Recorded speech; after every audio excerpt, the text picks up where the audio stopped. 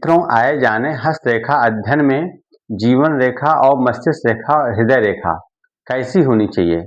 अगर जीवन रेखा यहाँ से निकल करके कलाई तक आती है और साफ सुथरी है और न ज़्यादा चौड़ी है न पतली है, तो ये बहुत अच्छी मानी जाती है। अगर यही रेखा यहीं से एक ये मस्तिष्क रेखा नीचे आती है और साफ सुथरी है, न ज़्यादा चौड़ी है न पतली है, मीडियम में है और सुंदर है, वो बहुत अच्छी मानी जाती है। वहीं अगर ये रेखा हृदय रेखा यहाँ से निकल करके और यहाँ बृहस्पति पर्वत तक आती है तो बहुत अच्छी मानी जाती है। लेकिन मित्रों, अगर यह रेखा तीनों रेखाएं मतलब हृदय रेखा, मस्तिष्क रेखा और जीवन रेखा अगर एक पुंजी हो जाए, एक ही जगह से निकलने लग जाए, तो ये समझिए ये दुर्घटना का कारक माना जाता है। मित्रों, ये अचानक देहांत मृत्यु का संकेत देता है।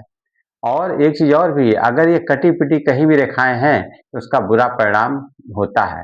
अगर छोटी रेखा है तो कम आयु होगी, चौड़ी रेखा है तो विवादास्पद चरित्र होगा, लाल रेखा है तो हिंसक भावना से उसका वो रहेगा, व्यवहार रहेगा, पतली रेखा है तो आकस्मिक मृत्यु होगी, धंसी हुई गहरी जीवन रेखा है तो व्यवहारिक पक्ष कमजोर होगा।